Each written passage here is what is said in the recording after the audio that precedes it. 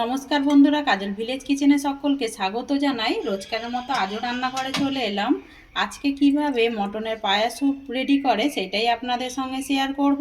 তার জন্য প্লিজ প্রথম থেকে লাস্ট পর্যন্ত ভিডিওটি দেখতে থাকুন, আশা করছি ভালো লাগবে। স্যুপ করার জন্য মটন লেগ পিস নিয়ে নিয়েছি, আর অপর দিকে দেখুন এখানে আমি গ্যাস অন করে আমি এখানে প্রেসার কুকারটা গরম হতে বসিয়ে দিয়েছি। প্রেসার কুকারের মধ্যে দিয়ে দেব সাদা তেল, ওই 2 চামচের মতো দিয়ে দিলেই হবে।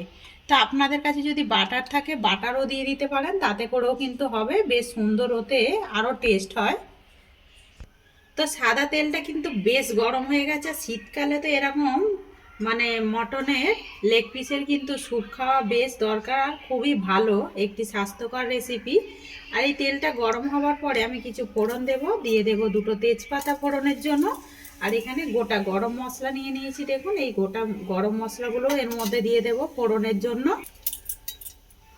তো ফোড়নটা বেশ কিন্তু একটা সুন্দরভাবে মিষ্টি একটা গন্ধ উঠেছে। আমি দিয়ে দেব কয়েকটা, দেখুন এখানে আমি গোলমরিচ নিয়েছি, কালো গোলমরিচ, এই গোলমরিচটাও দিয়ে দিলাম ফোড়নের জন্য। আর বেশি এখানে ভাজার দরকার নেই। এবারে এখানে এক এক করে আমি কিছু দিয়ে দেব আমি এখানে কয়েকটা, দেখুন রসুন কুচিয়ে নিয়েছি, এইভাবে আমি একটু লম্বা লম্বা আকারের করে নিয়েছি। দিয়ে দেব রসুন, আর দিয়ে দেব এইভাবে টুকরো করে নেওয়া আদা। খুব বেশি ফোড়নটাকে ভাজার দরকার নেই, একটুখানি জাস্ট নাড়াচাড়া করলেই কিন্তু ফোড়নটা সুন্দরভাবে ভাজা হয়ে যাবে। দেখুন বেশ ফোড়নটা কিন্তু সুন্দর একটা মিষ্টি গন্ধ ছেড়েছে। এই সময় একটা আমি বেশ বড় সাইজের পেঁয়াজকে এইভাবে কেটে রেখেছি, দিয়ে দেব কেটে রাখা পেঁয়াজটাকেও দিয়ে আমি ওই হালকা মতো একটু ভেজে নেব। খুব বেশি ভাজার দরকার নেই, স্যুপের মধ্যে খুব বেশি ভাজেও না, একটু হালকা করে নাড়াচাড়া করে নেব এইভাবে। তো দেখুন সব কিছু বেশ ফোড়নগুলো ভালোভাবে ভাজা হয়ে গেছে। এবার আমি এর মধ্যে দিয়ে দেব আমি হলুদের গুঁড়ো, হাফ চামচ মতো দিয়ে দেব হলুদ গুঁড়ো, আর দিয়ে দেব হাফ চামচের মতো জিরে গুঁড়ো। আর বেশি মশলা দেবার দরকার নেই, এই মশলাটা দিলেই এর মধ্যে হয়ে যাবে। এটাকে আমি একটুখানি জাস্ট নাড়াচাড়া করে ভেজে নেব এই পেঁয়াজের সঙ্গে, ফোড়নের সঙ্গে। বেশ কিন্তু ভাজা হয়ে গেছে, আর বেশি নাড়বো না এর থেকে বেশি।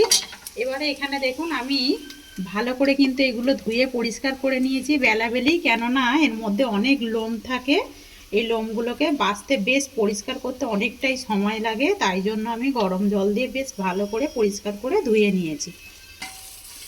এবার আমি এই মটনের লেগ পিসগুলোও দিয়ে দেবো এর মধ্যে, মানে পাগুলোও দিয়ে দেবো, দিয়ে আমি চিংড়িগুলোও দিয়ে দিলাম, দিয়ে এইভাবে একটু হালকা সময় একটু নাড়াচাড়া করে নেব, অল্প সময়, খুব বেশি নাড়বো না। দেখুন কিভাবে নাড়ছি। তো দেখুন বেশ নাড়াচাড়া করে নিলাম অল্প সময় ধরে ফোড়নের মধ্যেই। এখানে দেখুন কাঁচা লঙ্কা নিয়ে নিয়েছি আমি ঝালের জন্য, যদি বাচ্চারা খায় ঝালটা দেবেন না, গোলমরিচ গুঁড়ো দিলেই কিন্তু হয়ে যাবে, ওটাও বেশ ঝাল। আমি এটা বড়দের করে নিয়েই ঝালটা দিলাম, কাঁচা লঙ্কাটা দিলে পরে সুন্দর একটা টেস্ট হবে।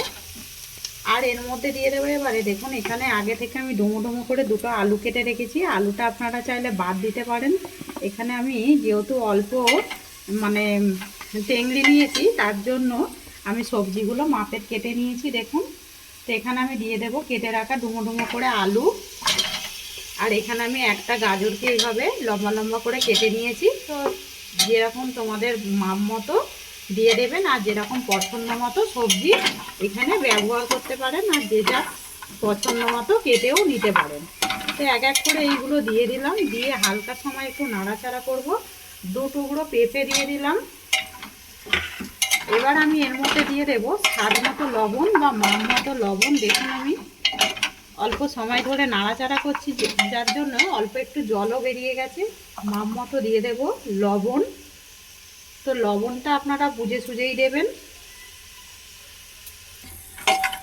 তো লবণটাকে দিয়েও আমি বেশ ভালো করে মিশিয়ে নিলাম। লবণ দেওয়ার পরে কিন্তু আরও একটু জল ছাড়বে সবজি থেকে। তো এখন আমি কিন্তু বিন কড়াই দিলাম না, কারণ কিন্তু প্রেসার কুকারে যেহেতু দিচ্ছি একেবারে কিন্তু ঘেঁটে যাবে, তাই জন্যই এখন দিলাম না।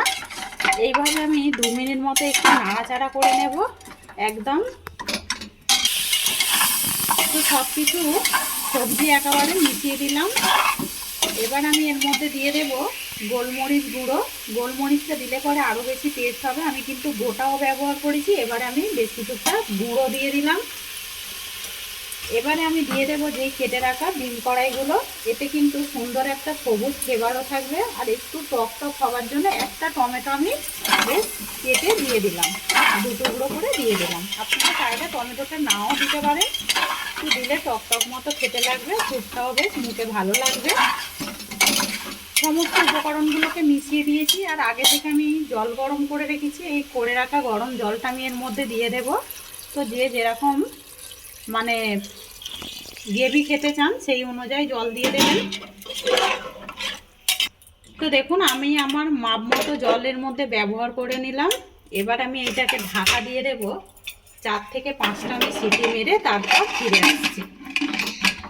এখানে একটা বাটি দিয়ে নিয়েছি। একটু স্যুপটাকে ঘন করার জন্য আমি দিয়ে দেবো এখানে 1 চামচের মতো কর্নফ্লাওয়ার। তো আমি খুব বেশি ঘন করব না, তাই আমি 1 চামচ দিলাম।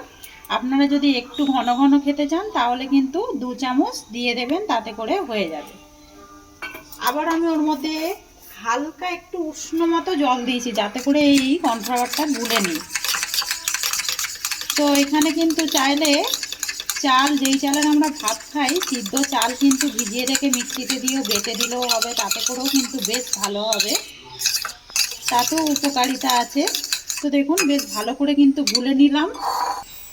তো আমি এটাকে একটু 4টে সিটি মেরে নিয়েছি। 4টে সিটি মারার পর কিন্তু এটাকে আমি মানে ঢাকনাটাকে এবারে খুলে নেব। তো দেখুন বেশ কিন্তু এখন অবধি ভাব রয়েছে, আর ভেতরটা দেখুন কতটা সুন্দর হয়েছে দেখুন। তো দেখুন নাবিয়ে নিয়েছি। এবারে আমি এইটা গুলে এর মধ্যে দিয়ে দেব। দিলে পরে একটু যে পাতলা মতো রয়েছে এটা বেশ কিন্তু একটু ঘন মতো হয়ে যাবে, খেতে বেশ ভালো লাগবে। আর এইটা যেমন সকালবেলা কিন্তু বন্ধুরা টিফিনেও যেরকম এক বাটি খাওয়া যায়, এটা কিন্তু পাউরুটির সঙ্গেও কিন্তু ভালো করে যদি একটু পাউরুটিটাকে সেঁকে নেন, সেঁকে নিলেও কিন্তু এটা ডুবিয়ে খেলে পেটটাও বেশ ভর্তি থাকবে, আর বাচ্চাদেরকেও খাওয়ালে বেশ ভালো। তো এবারে খোসাগুলোকে একটু তুলে নেব। এটাকেও আমি উল্টে দেব, দিয়ে এই খোসাটাকে তুলে নেব। দেখুন খোসাটা কেমন উঠে যাচ্ছে। খোসাটা তুলে নিলাম, নিয়ে আমি এটাকে এবারে একটুখানি ফুটিয়ে নেব। ফুটিয়ে নিলে কিন্তু একেবারে আমার রেডি হয়ে গেছে। কতটা সুন্দরভাবে আর কতটা সহজেই দেখুন হয়ে গেল। আর এইটা বাচ্চাদের তো খুবই উপকারিতা আছে। তো দেখুন একেবারে হয়ে গেছে। এবারে গ্যাসটাকে আমি অফ করে দেব, দিয়ে আমি দেখাচ্ছি কিরকম হয়েছে। তো একেবারে রেডি হয়ে গেল মটন পায়া স্যুপ বা টেংরি স্যুপ। তো কিরকম লাগলো রেসিপিটি কমেন্ট করতে কিন্তু ভুলবেন না। একবার হলো এভাবে ট্রাই করে বাড়িতে খেয়ে বাচ্চাদেরকেও করে দেবেন এইভাবে। আর এই শীতের সময় তো খুবই দরকার। আর যেহেতু মটনের পা রয়েছে না, তাতে করে লেগ পিসের মধ্যে কিন্তু অনেক খাওয়াটাও দরকার।